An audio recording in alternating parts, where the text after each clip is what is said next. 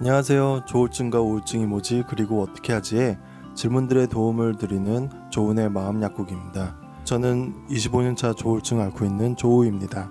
네, 안녕하세요. 조우와 함께 7년차 결혼생활하고 있는 조우의 아내입니다. 네, 안녕하세요. 조울증 17년차 조우 형님의 친동생 그레이라고 합니다. 네, 안녕하세요. 그레이 아내입니다. 저희가 지속적으로 방송을 올릴 수 있는 게 청취해주시는 분들이 계시기 때문인 것 같습니다. 구독과 좋아요 꼭 눌러주시면 저희에게 큰 힘이 됩니다. 네, 유튜브의 구독은 아이디를 이제 로그인 하셔서 이메일 주소랑 비밀번호 누르고 스마트폰에 이제 오른쪽 위에 보시면은 로그인 할 수 있는 공간이 있어요. 로그인 하셔서 저희 채널의 홈 화면에서 구독이라는 글자를 클릭해 주시면 되는데요. 따로 비용이 들거나 하지는 않고요. 저희 방송을 자주 듣는다고 표시를 해주시는 겁니다. 이 구독을 눌러주시면 저에게 큰 도움이 되겠습니다. 네, 이렇게 저희 두 부부가 여러분을 찾아뵌 게 오랜만인 것 같아요. 네. 어떻게 지내셨어요? 네, 저희는 지난주에 여행을 다녀왔습니다. 와, 부럽네요. 네, 세부로 5일 동안 여행을 다녀왔습니다. 네. 네, 정기적으로 이렇게 여행을 다녀오시는데 그 이유가 있으시죠? 네, 저희가 나가지 않으면 불법 체류자가 되기 때문에 그 이유가 뭐죠? 그레이 님이 호주 시민권자인데요. 저희가 아직 비자 해결이 안 됐어요. 네. 그래서 3개월에 한 번씩 외국을 지금 6년 동안 다니고 있습니다. 그럼 두 분이 국제 결혼하신 거죠? 네, 저희 다문화 가정입니다. 네, 반강제로 해외여행을. 네, 그렇게 네. 빚을 내서 가는. 치료 저렴한 라인으로. 네, 맞습니다. 네. 네, 이렇게 방송으로 뵙지 않으면 사실은 저희가 자리를 마련해서 따로 보기가 쉽지 않은 것 같아요. 네, 5분 거리에 사는데 일주일에 한 번도 안 만납니다. 가족이. 카톡으로만 만나고. 네. 네, 그러면 오늘의 주제로 넘어갈까요? 오늘의 주제는 조울증 발병 시 초기 대응과 치료인데요. 연구에 따르면 한 사람이 조울증이라는 진단을 받기까지 평균 10년이 걸린다는 결과가 있습니다. 네, 그만큼 이 조울증이라는 질병이 발견하고 진단을 받고 치료로까지 이어지기 굉장히 어렵다는 이야기인데요. 주변에서 가족분들 중에 또 지인 중에 정신질환 병력이 혹시 있다거나 조울증이 의심이 되는 분들은 더 유심히 관찰하실 필요가 있겠습니다. 처음 발병했을 때 이제 사실은 조울증을 인지하지 못하고 그냥 넘어가는 경우가 굉장히 많잖아요. 어떤 증상들이 있을까요? 네, 조울증은 주로 우울 주기가 먼저 오고 그 뒤에 우울한 감정이 지속되다가 반대급부적으로 들뜬 기분과 호르몬의 변화가 오는 경우가 많습니다. 네, 쉽게 말해서 어린아이와 같이 자기중심적인 행동을 한다고 보시면 이해가 쉬운데요. 가족들 또는 지인들과의 관계에서 자기중심적으로 생각하고 자기가 하고 싶은 행동을 못하게 하거나 방해가 될 경우 분노하고 원망을 하기도 합니다. 네, 정말 아이 같은 행동을 보여주는데요. 이게 일부러 그런다기보다는 뇌의 호르몬 변화로 인해서 조절의 능력이 저하돼서 발생이 되는 거죠. 네, 그렇기 때문에 발병 초기에는 특히 나이가 어리거나 청소년기에는 사춘기이기 때문에 그렇다. 크면 저절로 좋아진다고 생각하는 경우가 많습니다. 네, 얼마 전에 뉴스 기사에 나온 것을 봤는데 학교 안에서 이제 중고등학교 안에서 학생들이 어떤 정신질환이 발병이 됐을 때 치료로까지 이어지기가 굉장히 어렵다는 연구 결과가 나왔다고 합니다. 네. 네, 학생들이 이제 공부에 스트레스나 여러 가지 사춘기적인 증상 때문에 질병하고 혼돈이 되기 쉽고 또 안타깝게도 학부모님들께서 우리 아이가 문제가 있다는 것을 인정하고 싶지 않아 하는 네. 경향이 있기 때문에 발병이 됐을 때 초기에 알아채기가 굉장히 어렵다고 하네요. 사춘기 땐 정말 더 그렇겠네요. 네, 이제 의학적으로도 조울증이라는 질병이 이제 소아 청소년기에 발병했을 경우에 진단이 굉장히 까다롭다고 의사분들도 얘기를 하고 있습니다. 네, 저도 중학교 2학년 때 발병이 됐는데 제가 정신과 치료를 받는다고 저희 어머니가 제 친구 어머니와 대화 중에 말씀하시니까 증상들을 이렇게 들어보시더니 제 친구 어머니가 사춘기 때는 원래 다 좀 감정 기복이 있고 그런 거 아니냐, 정신과 치료까지 받을 이유가 뭐냐, 네. 그렇게 말씀을 하셨다고 하더라고요. 그러니까 정신의학과에 방문하는 것 자체가 일종의 낙인처럼 문제가 있는 사람이다라고 이렇게 오해를 받게 된다고 생각을 하시고 또 이제 취업이라든지 진로에도 지장이 있다고 생각하시는 경우가 의외로 많더라고요. 네, 맞습니다. 그리고 정신과에 대한 선입견들이. 선입견이 굉장히 심하죠. 그리고 정신질환에 대한 정보가 부족해서 그런 것 같아요. 네, 그래서 하얀 집 신세를 진다는 것에 대해서 굉장히 좀 거부감을 느끼시는 분들도 있을 거고, 또 열려있는 마음이 있으신 분들, 화느님들도 있으실 텐데, 제 생각에는 그런 어떤 선입견이라든지 그런 편견을 다 이겨내시고 하얀 집 신세를 지는 것이 마라톤 경기를 뛴다고 한다면은 훨씬 더 좋은 효과가 있지 않을까라는 생각을 해봅니다. 네, 여기서 좀 밝혀드리고 싶은 거는 정신과 진료를 받는다고 해서 당장 의사가 입원해야 된다 이렇게 말씀하시는 게 아니라 발병 초기에 정신과 진료를 가는 골든 타임을 놓치기 때문에 나중에 굉장히 안 좋게 돼서 정신과를 찾게 되면 그때 입원이 되는 거죠. 네, 약 한 알로 끝낼 수 있는 게 어떻게 보면 큰 불이 될 수도 있는 네, 상황이네요. 그래서 사실 이 환자가 심각할 때까지 정신과를 찾아가지 않았다는 것은 좀 가족의 책임도 있는 것 같아요. 그러니까 몰라서 그러시는 경우도 사실은 많은 것 같고요. 약간 의심은 되지만 인정하고 싶지 않다거나 아니면 사실 치료를 받는 것에 대한 막연한 두려움이 있을 수 있죠. 근데 이제 정신의학과를 저도 사실은 결혼하기 전에는 방문해 본 적이 없어요. 근데 네. 이제 심리 상담 이런 거는 뭐 받아본 적이 있는데 제가 무지했던 것 같아요. 저도 약간 도움이 필요했던 시기가 있었는데 뭐 우울증까지는 아니더라도 뭔가 분노 조절 장애라든지 그렇죠. 제가 잘 알고 있죠. 네. 근데 이제 제가 안타까운 거는 청소년 시기나 이제 어린 나이에 조울증이 간혹 발병하는 경우가 있어요. 아예 없지 않거든요. 근데 발병하는 친구들이 아까 말씀하신 것처럼 아주 적은 약물에 왜 우리가 ADHD나 틱장애 같은 건 약물 도움을 받잖아요. 그걸 수치스럽게 생각하지 않고 네. 치료를 받으면 예후가 굉장히 더 좋아지고 학습 능력도 올라가고 하는데 이런 정신 우울증이나 조울증에 대해서 발병 자체를 인정하지 않는다면 사실은 방치하는 것밖에 되지 않거든요. 그래서 우리 아이가 평소와 다르다, 뭔가 우울해 보인다, 문제가 있어 보인다 했을 때 상담을 먼저 받아보시고 의사 선생님들이 아무나 다 진단을 막 내리지 않아요. 그렇죠. 네. 더 지켜봐야 하는 경우에는 아직 괜찮은 것 같으니까 좀 더 지켜보시라, 이런 증상이 있거나 하실 때 찾아와라 말씀을 해주시고 네. 아니면 뭐 가족 중에 혹시 뭐 사촌이나 지인 중에 아팠던 분이 있는지 병력을 조사해서 의심이 가면 또 다른 검사를 권유해 볼 수도 있고 굉장히 다양한 방법이 있기 때문에 우선은 전문의를 찾아가셔서 아이의 상태에 대해서 정확히 진단을 받아보셨으면 합니다. 네. 네, 그러면 초기 발병 때 구체적으로 어떤 증상들이 있을까요? 예, 저 그레이입니다. 제가 처음에 이제 2003년도 가을쯤에 조울증이 터졌던 것 같아요. 근데 그때 이제 제가 굉장히 쓰나미 같은 조증으로 저는 발병이 됐거든요. 네. 그래서 이제 마치 온 세상이 뽀샵됐고 마치 온 세상이 지상 천국 같은 그런 느낌을 느꼈어요. 그래서 처음에는 차분하게 며칠 동안은 내가 지금 지상 천국 낙원에 있나?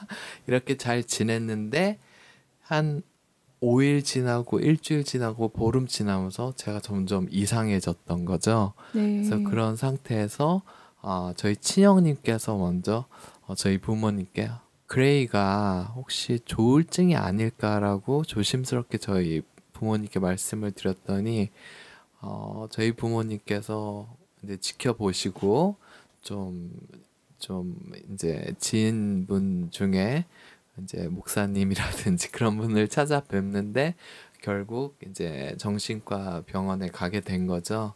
그래서 이제 조울증이라는 진단을 받았습니다. 그래서 초기 증상은 마치 그 하늘이 진짜 우주 전체가 세상 전체가 뽀샵된 그런 느낌이었고 저는 그 느낌을 잊지 않고 있기 때문에 17년이 지난 지금 이 순간에도 그 느낌을 추구한다는 거죠.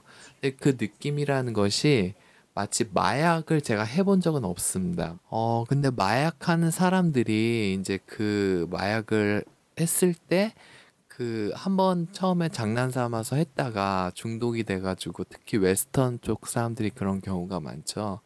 그래서 그 사람들의 표현을 빌리자면 약간 몸이 붕 떠 있는 느낌이라든가 굉장히 심한 조증 상태가 이제 마약한 느낌하고 굉장히 흡사해요. 그렇기 때문에 그 느낌을 제가 아까도 말씀드렸듯이 계속 그 느낌을 막 찾으려고 하고 어떻게 해야지 그 느낌을 다시 되찾을 수 있을까? 예, 그래서 좀 그런 측면이 있다는 것을 네, 그것이 이제 제 네, 경험담입니다. 그러니까 그레이님은 조증이 먼저 오신 거네요. 그렇죠. 저 같은 경우는 조증으로 이제 발병이 됐죠. 네, 여기서 이제 제 동생에 대해서 좀 얘기를 해보자면 그 많은 조울증이신 분들이 그런 얘기를 해요.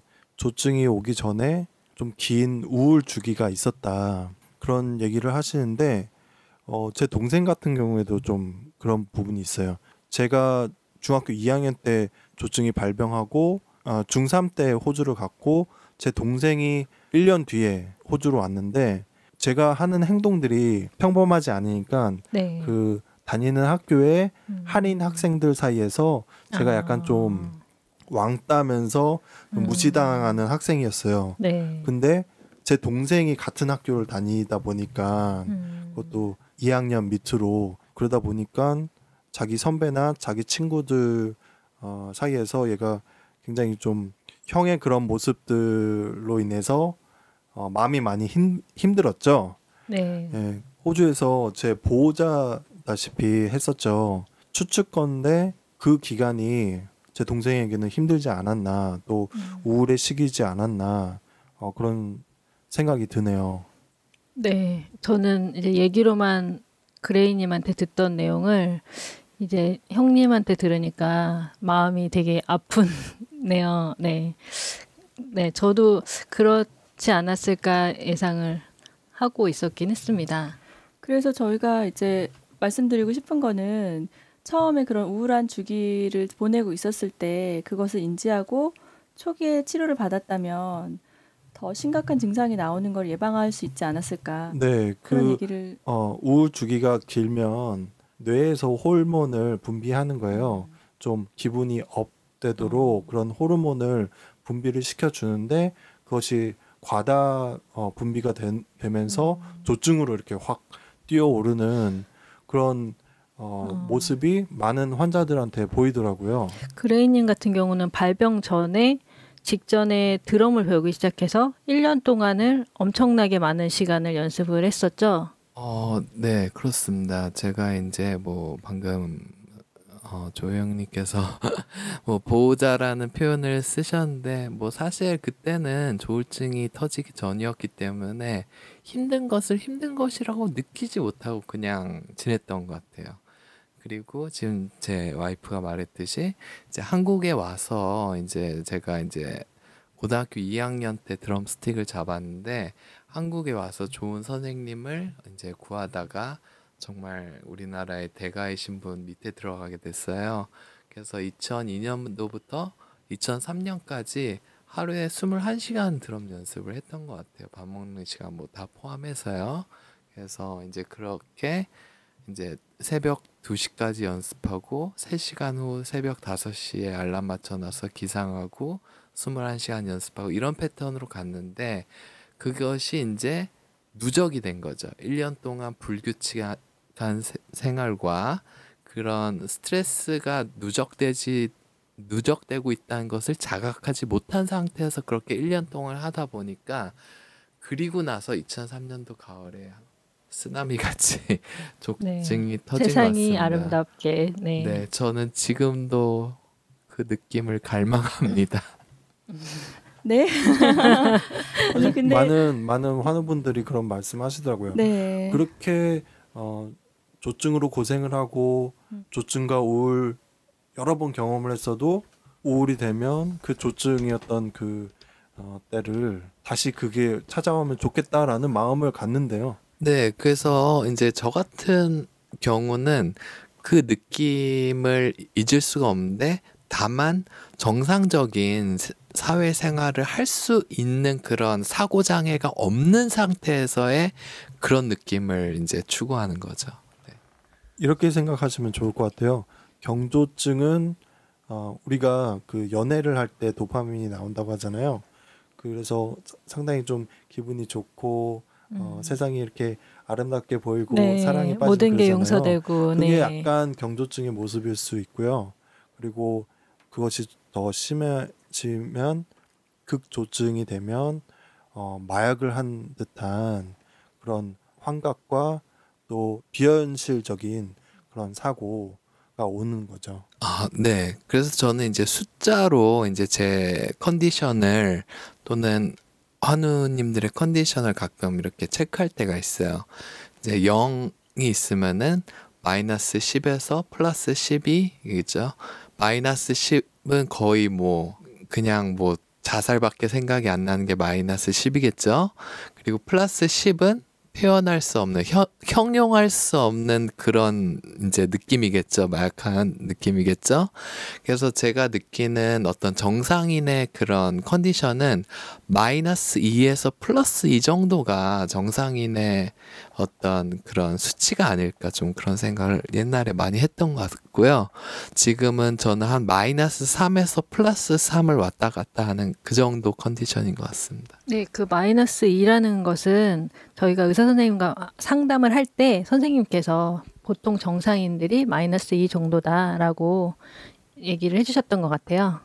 네, 저희가 얘기하다 보니까 좀 오해될 만한 부분이 있는데 조울증이란 질병이 발병 원인이 정확히 밝혀진 바는 의학적으로 없습니다. 네, 유전의 영향은 5에서 7% 정도라고, 부모 중에 한 분이 조울증의 병력이 있을 경우에 네. 그렇게 공식적으로 발표된 부분이 있고, 뭐 실제로 누구 때문에 아니면 무엇 때문에 발병하는지 사실 알 수가 없어요. 그걸 안다면 너무 좋겠지만 우리가 뭐 암이라든지 다른 희귀질환 어려운 질병에 걸릴 때 원인을 알 수 없는 것처럼 다양한 원인이 있기 때문에 네.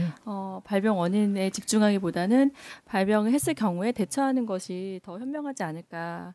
그리고 또 이제 초기에 발병했을 때 제가 주변에 들은 이야기인데, 제 지인분께서 자기의 아는 가족 중에 한 분이 갑자기 망상 증상으로 힘들었던 시기가 있었다고 하셨어요. 네.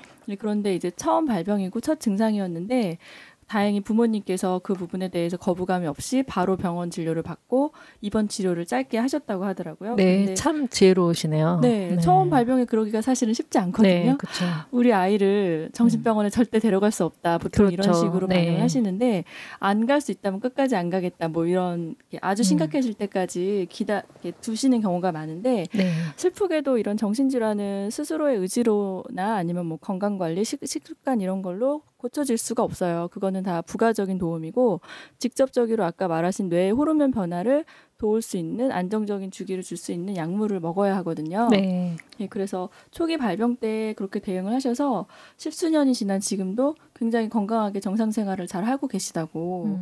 네. 학교도 잘 마치고 직장도 잘 다니고, 그래서 굉장히 좀 도전이 됐습니다. 저희도 그러지 그러네요. 못했지만. 네. 네. 제가 한 가지 이제 정신의학 전문 신문에 유은정 정신건강의학과 전문의께서 기고해 주신 글을 좀 인용해 볼게요. 네. 거기에 글의 내용에 보니까, 명문대를 다니는 여대생이 있었다. 말이 많아지고 이 사람 저 사람 만나고 잠을 몇 달씩 못 자도 단지 성격이라고 생각했다. 가족들도 항상 모범생이었던 딸에게 정신과 약을 먹일 수 없다고 했지만 곧 우울증이 찾아오면서 조울증, 즉 양극성 장애 진단을 받게 되었다. 양극성 장애는 신경 전달 물질의 변화를 동반하고 생리 주기와 연관이 있기도 하고, 수면 장애를 초반에 잘 잡아주어야 한다. 그렇지 않으면 좋은 대학에 다니더라도 학부를 졸업하지 못할 수 있고 취업이나 결혼을 하지 못하고 집에서만 지내게 될지도 모른다. 조금만 자기 고집을 버리고 약을 초기에 먹었더라면 훨씬 수월하게 이겨낼 수 있었을 것이다. 하지만 그녀는 저 혼자 힘으로 먼저 해보겠습니다. 라고 약물 복용을 거부하였다. 네. 실제로 이제 정신의학과 전문의께서 현장에서 겪으신 내용을 기고를 해주신 부분인데, 이런 상황이 굉장히 안타까운 거죠. 이제 네. 건강하고 뭐 사회적으로도 학교를 다니거나 직장을 다니거나 굉장히 잘 나가는 실력 있는 분인데, 초기에 증상이 왔을 때 아주 약간의 약물의 도움을 받으면 안정적인 생활이 가능한데 정신과만은 가지 않겠다. 아니면 약물 도움 없이 내가 혼자 해보겠다. 심리 상담, 운동, 식이 조절, 다른 방법을 통해서 나으려고 노력하셨다가 결국에는 증상이 더 악화돼서 이제 정상적인 생활이 어려운 정도로까지 긴 시간을 좀 소비하게 되는 그런 경우가 많이 있다는 거죠. 한 의사 선생님께서는 이렇게 표현을 해요. 우울증은 정신질환이 아니라 전신질환이다 라는 말씀을 하신대요. 정신을 바로 차리면 되고 의지의 문제라고 생각하는데 사실 전신에 미치는 영향을 생각해 볼 때 전신질환인 셈이라는 거예요. 가족들은 우울증이라는 것을 인정하기 싫어서 사회에 적응하지 못하고 은둔 생활을 그냥 두거나 거의 10년이 지나서야 정신과를 찾는데 적절한 치료를 제때 받았더라도 다른 인생을 살 수 있지 않았을까 싶은 안타까움도 갖는다고 하십니다. 네, 전신질환이라는 거죠. 네, 전체 신체에 영향을 미치는 병이다 이런 말씀이죠. 네, 보고 읽으시는 거 되게 티나네요.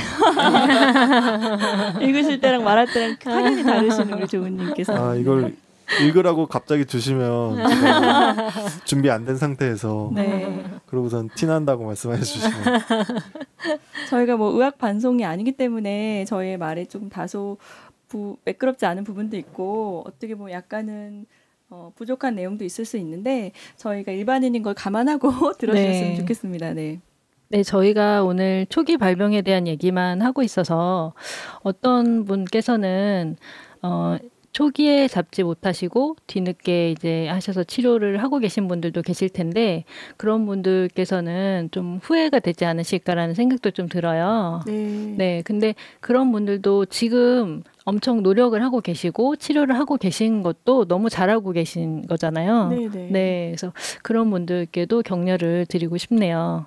맞습니다. 저희가 탓하거나 원망하는 게 아니라 조금이라도 빠르게 대응해서 건강한 생활을 하시기를 바라는 마음에 얘기를 나누고 있는 거고요.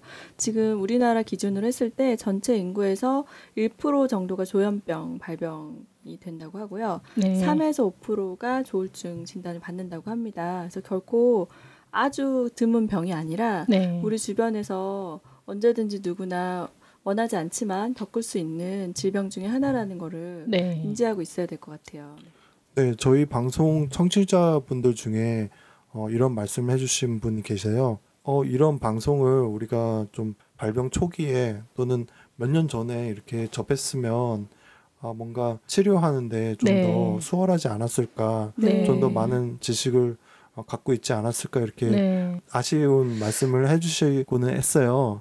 근데 저도 사실 발병했을 때 조울증이라는 것을 관련해서 접할 수 있는 컨텐츠도 없었고 그 당시에는 인터넷이 제대로 돼 있지 않았기 때문에도 그렇지만 그래서 후회되는 부분이 있죠. 근데 우리가 그래도 늦었지만 이런 방송을 계속 함으로 인해서 계속해서 조울증을 발병되시는 분들은 계실 거고 그리고 이 방송을 알아가게 되시는 분들도 늘어날 테니까 저희가 사명감을 갖고 방송을 하게 되는 것 같아요. 네, 지금 이 방송을 들으시는 분들은 너무너무 잘하고 계신 거죠? 네, 이렇게 노력을 하시면서 유튜브까지 들어오셔서 방송을 들으신다는 유튜브 들어오셔서 구독, 좋아요까지 누르시는 게 쉬운 일은 아니죠. 굉장한 노력과 의지가 필요합니다. 맞습니다. 맞아요. 저희 이제 1000명 넘었거든요. 그래서 1000명 전에 구독하신 분들께서는 저희의 이렇게 초창기 구독자신 1000개의 손가락에 저희 박수를 감사합니다. 그중에 2개는 제 걸로. 네, 그래서 이 조울증이란 게 주변의 가족들과 지인들이 유심히 관찰할 필요가 있습니다. 발병을 하거나 우울증 또는 가벼운 기분장애 또는 조울증일 때 가족분들이 가볍게 여기시지 마시고 정확한 진단을 꼭 받아보셨으면 좋겠습니다. 어떤 병이든 그렇지만 특히 정신질환은 초기 대응에 따라 추후에 어떻게 지내는지가 매우 다르기 때문에 처음에 잡는 게 중요합니다.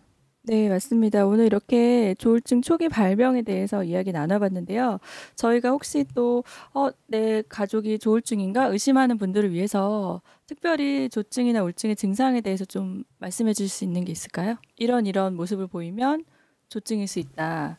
우울증일 수 있다. 이런. 사실 그 자각할 수 있는 능력이 있다는 것은 굉장히 축복 중에 하나, 조금 거창한 표현일 수 있지만, 네, 그래요. 그래서 이제 본인이 한 80% 자각할 수 있으면 굉장한 거고요. 이제 가장 가까운 이제 식구들이 말해줬을 때, 지금 너 지금 약간 뜬 것 같아. 이랬을 때 그것을 받아들일 수 있는 능력. 그러니까 자각할 수 있는 능력과 가장 가까운 식구들이 너 지금 약간 다운인 것 같아. 업인 것 같아. 그렇게 말했을 때 받아들일 수 있는 그 두 가지 능력이 있으면은 굉장히 탁월한 환자라고 이제 표현할 수 있을 것 같습니다. 네, 그레이님 약간 뜨신 것 같은데 네, 그렇습니다. 그걸 인정하시니 탁월한 한우이신 거네요. 네, 다른 그레이님의 이전 방송을 들으셨던 분들은 지난 방송보다 좀 말씀이 많으시네 이렇게 느껴지실 수도 있는데 네, 네, 약간 조증이 올라올 수 있죠. 네, 조증에 대해서는 가족분들이 보셨을 때 이 친구가 말하려는 욕구가 좀 많아진다던가 그것은 생각이 많다는 거거든요. 그리고 네, 평소랑 다르게 원래 말이 많았던 네. 분 말고 네. 네, 평소답지 않게 대화를 많이 하는데 대화의 주제가 계속 바뀌면서 말이 끝맺음을 못하고 이 얘기했다 저 얘기했다 이런 생각이 계속 튀는 단 행동. 네, 네, 전화를 엄청 많이 건다거나 네, 저 같은 경우에는 그런 SNS를 평소 때보다 더 많이 예를 들어 뭐 페이스북에 글을 막 많이 올린다던가 아니면 네. 어떤 걸 봤는데 꼭 이렇게 누군가에게 공유하고 싶어 그래서 카톡을 통해서 여러분들한테 네네네. 막 보낸다던가 음. 그게 이제 제가 느끼는 거죠. 내가 약간 뭐 생각이 들 수는 있는데 그것을 행동으로 옮기는 데 있어서 자꾸 이렇게 하다 보면 내 자신이 내가 약간 좀 조증이 올라오나 이런 생각이 들기도 해요. 그리고 이렇게 제가 평소에 이렇게 사람들 막 많이 만나고 다니는 그런 성격이 아닌데 네. 연락해서 만난다던가 그래서 그때 저한테 자주 연락을 하셨군요. 네. 근데 제가요? 제가 임신했을 때 네. 세 분이 그렇게 전화를 놀러 자주 다녔었는데. 하시고. 조금 억울한데 농담입니다. 네, 제 와이프가 농담을 약간 진담처럼 한 것 같습니다. 네, 죄송합니다. 네, 지금 갑자기 이제 우리 지금 녹음하고 있는데 그 한 가지 생각이 나요. 그러니까 말이 많아지고 말을 많이 하고 싶다는 것 자체가 어떻게 보면은 인정의 욕구인 것 같아요. 근데 인정의 욕구는 누구나 다 있는데 특히 조증이 됐을 때 그런 인정의 욕구가 커지는 것 같습니다. 그래서 예전에 제가 이제 어떤 세미나를 들은 적이 있는데 막 세미나 끝나고 이제 그 퀘스천 앤 앤서 뭐 이런 거 뭐라고 하죠? 질의응답이라고 하나요? 예, 그거 할 때 지금 생각해 보니까 그때 약간 떠 있었던 것 같아요. 막 질문을 막 4-5번을 하고 다른 사람들 질문 한 번 할 때 막 그 교수님한테 질문을 4-5번 하고 지금 그때는 제가 약간 떠 있었다라고 자각을 못 했는데 지금 생각해 보니까 참 그랬던 것 같네요. 네. 네, 또 조증의 특징이 과도한 계획을 세우고 실현 불가능한 이야기들을 하죠. 뭐 학생이라면 갑자기 전교 1등을 하겠다든지, 뭐 내가 아니면은 뭐 전국에서 내가 순위권에 들어서 우리나라의 최고의 대학에 들어가겠다. 네. 이제 원래 공부를 잘하지 않았는데, 네. 그리고 또 뭐 일반인이라면 자기가 뭐 1년 안에 뭐 돈을 네. 수억을 벌겠다라든지. 그레이님은 축구 국가대표가 되려고 했어요. 그러시군요. 네, 하루 만에 홍명보 감독을 찾아가서 국가대표가 돼서 돈을 벌어오겠다고 했었습니다. 네. 그러니까 실현 불가능한, 물론 이제 꿈을 갖는 것 자체가 나쁜 건 아닌데 가족이 봤을 때 평소답지 않게 너무 과도한 계획, 왕상에 가까운 그런 계획을 세우는 모습을 또 보일 수 있죠. 네. 네, 그랬을 때 그 가족분들이 그 말은 너무 터무니없어. 너가 하는 말은 실현이 불가능해. 이렇게 말씀해 주실 게 아니라 좀 들으시고 잘 넘기시면 좋을 것 같아요. 얘가 좀 조증이 올라왔구나. 이렇게 생각을 하시면 좋을 것 같고, 얘 생각을 계속해서 이렇게 반박하면서 하다 보면 네. 뭐 바뀌는 게 없거든요. 싸움만 일어나죠. 네. 그래서 네. 환우 입장에서는 왜 이렇게 답답해? 아니면 왜 이렇게 보수적이야? 꽉 막혔어? 이렇게 네, 느낄 수 그렇죠. 있거든요. 왜 이렇게 나를 막으려고 해? 나는 이렇게 자유로운 영혼인데 네, 네. 그렇게 느낄 수 있기 때문에 그냥 인정해주고, 그래 너가 그런 생각이 있구나, 이렇게 네, 학생일 때는 사실은 이제 무조건적인 수용과 공감이 어느 정도 가능할 수 있는데, 그게 성인이 되면 또 얘기가 달라져요. 왜냐하면 공감과 인정을 했을 때 그거를 실제로 물리적으로 행동에 옮기면서 금전적인 손해를 볼 수 있거든요. 어른 같은 경우에 신용카드를 막 긁어버린다든지, 네, 그렇죠. 가족과 상의 없이 대출을 받아서 필요 없는 물건을 산다든지, 막 긍정한 것을 지극히 동의라고 생각을 네. 하죠. 네. 그래서 초반에 저희 결혼 초에 지금 막 생각이 나는데, 조은님이 사업 계획을 그렇게 많이 구상을 하셨어요. 네. 막 하루 10개씩. 근데 제가 봤을 때는 실현 가능한 게 한 개도 없는 거예요. 근데 네. 매번 그때마다 그것도 좋겠다 할 수는 없잖아요. 네. 그래서 말도 안 되는 소리 좀 하지 말고 굉장히 면박을 줬었는데, 네. 그거 자체가 그 환자한테는 자기가 생각하는 자극이 그 되는 생각은 거죠. 사실이에요. 네. 그래서 아무리 설득을 해도 설득이 되지 않고, 그게 이제 사실 말하신 것처럼 논쟁밖에 되지가 그렇죠. 않는 거죠. 네, 제가 결혼 초기에 가장으로서 내가 이 가정을 책임져야 책임져야겠다는 되는. 그런 압박감이 좀 심했나 봐요. 저는 네. 그냥 가만히만 계셨으면 좋겠다. 그랬던 것 같은데. 네, 그레이님도 만만치 않으셨습니다. 그때 당시 직업이 없는데 은행에 가서 대출을 받으시려고 했어요. 네. 네. 네. 그래도 그 정도로 수위 조절을 해주셔서 너무 감사합니다. My 네. wife.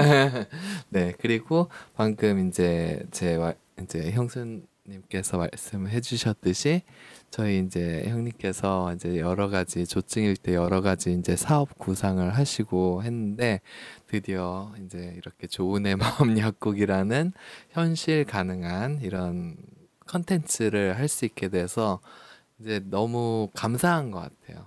그리고 참 너무 감사하고, 참 제가 이제 신을 믿는 입장에서 모든 것을 합력하여 선을 이루시는 그분께 너무 감사드리고요. 그리고 참 재밌는 것 같아요. 이렇게 좋은의 마음 약국 녹음하는 게 너무 즐겁고, 해피투게더를 능가하는 그런 좋은의 마음 약국이 되면 얼마나 좋을까, 그냥 문득 그런 생각을 해봅니다. 네, 들으시는 분이 그만큼 재밌으셨으면 좋겠네요. 네, 우리만 재밌는 거 아닌가. 네.